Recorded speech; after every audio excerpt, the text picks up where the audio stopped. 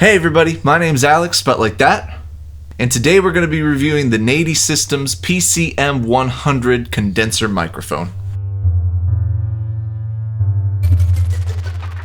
So looking at the manual here, the features that the PCM 100 has is a special design high quality back electret, I guess, condenser microphone for clearest audio reproduction. Hang on.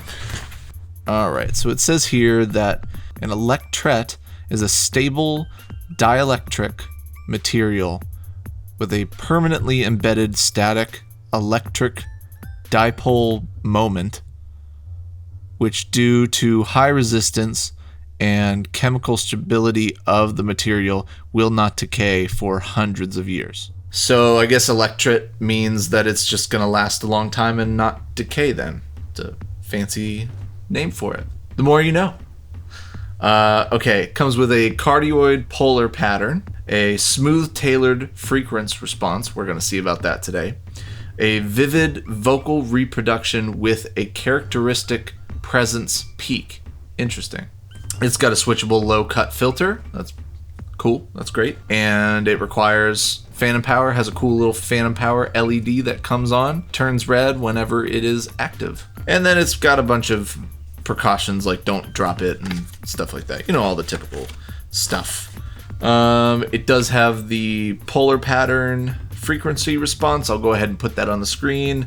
And I mean, it looks like a pretty normal condenser. So my initial reaction out of the box is that it has a really cool solid steel, or at least it appears like it's solid steel casing. It's got such an old time classic broadcaster's microphone kind of look to it. I almost feel like I should be sports casting or something on it, but yet it also looks like something you maybe would have seen in a jazz club back in the 1950s, 1940s, 1930s. I like that it has a low cut on there, though I don't think that I would probably use it unless I was dealing with something with heavy bass in there, maybe on a bass amp. But again, considering the fact that this is more of a vocal mic, I can understand why they have the low cut on there. I think it's a good feature to have on there. I'm just not a big low cut fan, because if I want to do a low cut, I'll just do it in the EQ afterwards. I really like the red light. I know that's kind of a silly thing to like, but it's cool that whenever I turn on the phantom power on my audio interface, the light slowly glows red. It's almost like the, was that Space Odyssey? Or let me know in the comments if you know. What was the movie where it had the AI robot and it was like, I'm sorry, Dave, I'm afraid I can't let you do that. That's what I think every time I see this.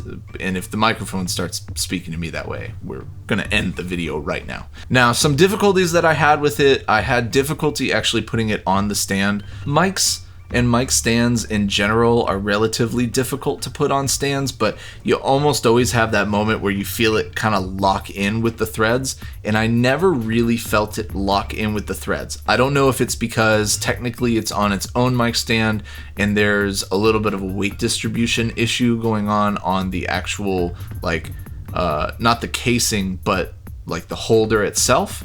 I don't know if that's the problem. I also had an issue where the little star bit, I don't know what it's called, but it's the thing that you put on the microphone stand and you can adjust the height so that way you don't have to screw the microphone all the way down onto the mic stand. That thing right there, I had to take it off for the first time ever with a microphone. Because with it on, it was so wide I couldn't actually plug in the microphone, which also led to another issue that I have. I like the fact that the male plug for the XLR cable is already attached to the holder. I think that's a cool function, but at the same point, I just had a lot of difficulties. I couldn't put the mic stand all the way down because the mic cable was starting to bend, and then now you're worried about the prongs on the inside. Is that going to mess with that? So there were a lot of issues as far as the actual hardware itself goes. All right, so what we're gonna do today is we're gonna try this mic out in a couple of different settings.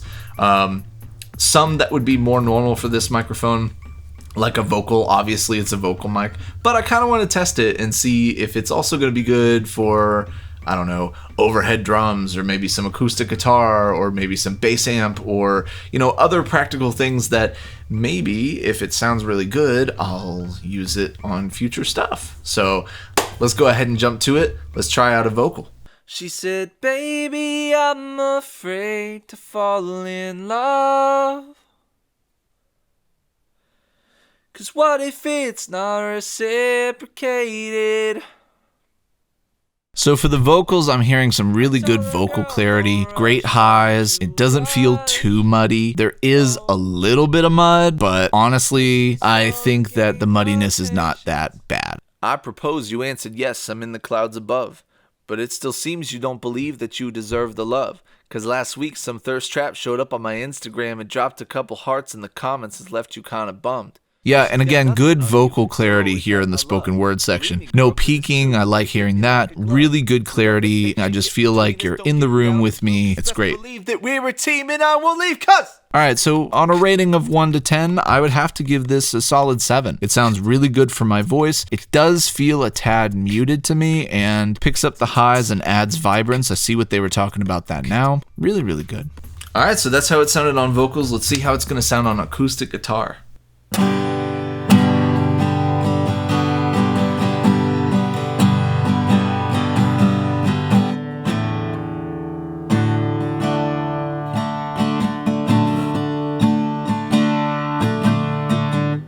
Not so much the playing, but as far as the sound goes, I think it's got a great tone. I don't hear as much of the strumming of the strings, which I actually like. I feel like strumming should be there, but I don't think that it should be the accent. I don't think it should be the ultimate thing that you're listening to. It sounds like something you would hear coming out of a major studio or a major label, so I think that's great. And I really like the balance. Like the highs aren't poking out more than the lows aren't poking out more than the highs. It sounds really clean and really well balanced, and it's hard to get a condenser mic that does that. A lot of times they'll either skew more in the high range or more in the low range, and when you're looking for evenness there, it's nice to feel like I don't have to throw a compressor on this guitar as soon as I get it in, just to get some evenness across the board. So overall rating of the guitar, I would say, is about an 8. I really like the balance, and I like the tone, and I like the strumming. I think that it could be a little bit cleaner, but with that said, I also think this is just a really solid mic for guitar. So since I can't really play that, we'll do something that I can play, which is a little bit of ukulele. So let me get my fancy ukulele out. My Kala M2C. Let's check if it's in tune first. Sounds pretty good. No, it doesn't.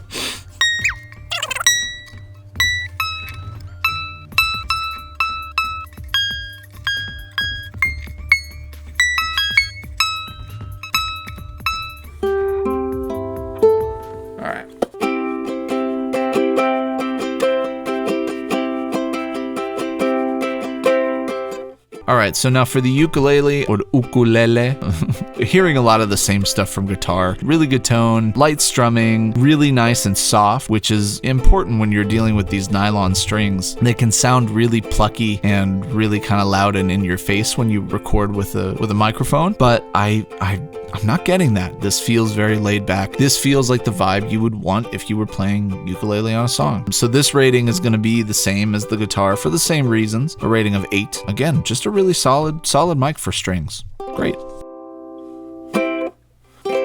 Imagine there's no heaven. And now that we've tried guitar, we've got to try it on bass amp naturally.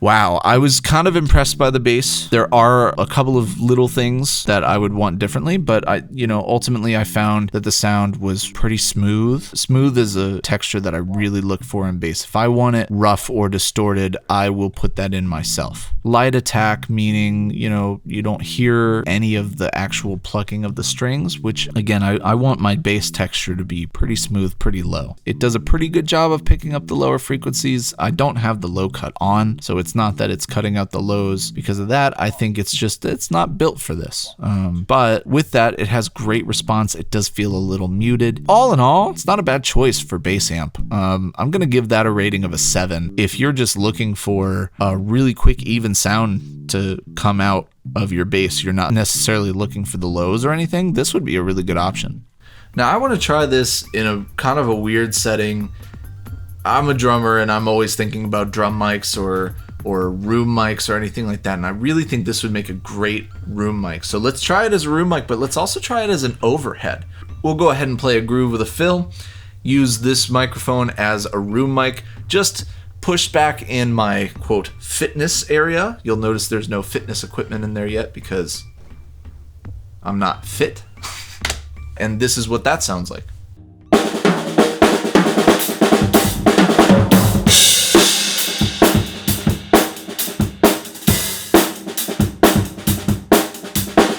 This is surprisingly bright. The snare is super sharp, the bass is really clear, the toms are super clear too. It is a little much on the cymbals, but that's always something that you could clarify and clean up with just a simple EQ. I find that it's very clear. I can hear the individual hits. You can't always hear that with a room mic. Sometimes it gets a little muddied up. I like that there's no peaking going on here. I really didn't do much to gain stage this. I just kind of set it in a spot that I thought might have a good pickup and laid it down. So I would give this a rating of a 9. I think it sounds really good. Again, if the cymbals could be condensed down a little bit, I think that would be super helpful and that would push it into a 10. But I really like this for a room mic for drums. And now why not? Let's try it as a drum kit overhead. What's the worst that could happen?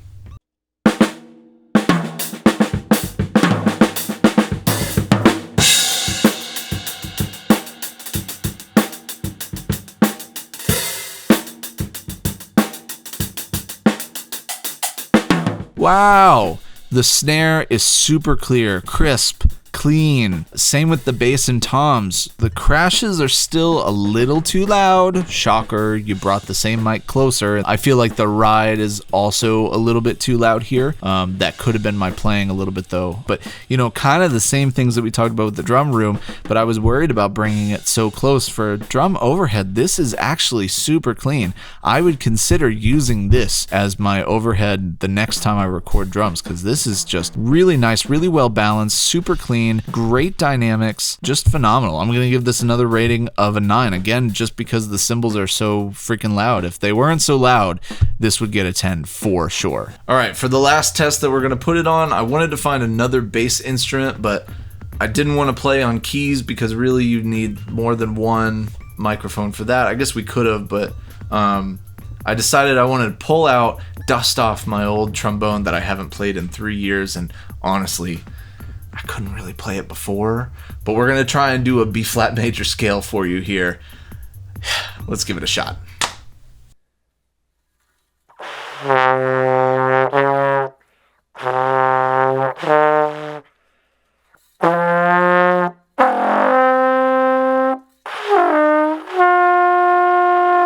Now for trombone, it's not bad. It's got good attack and buzzing sound. Unlike bass guitar, I'm looking for that buzzing sound because that's how you can tell that it's an actual brass instrument and not some sort of VST or the fake sound that someone else is using. So I really like that you can pick that up. It's got really good balance. Again, kind of the same thing with the bass. You're losing a little bit of that lower response, but with trombone, you really don't have to worry about that because you're not playing too low. So for the trombone, I would give it a rating of 7, same as the bass guitar. And for my playing rating, I would give myself a 1. Let's be honest, this was terrible.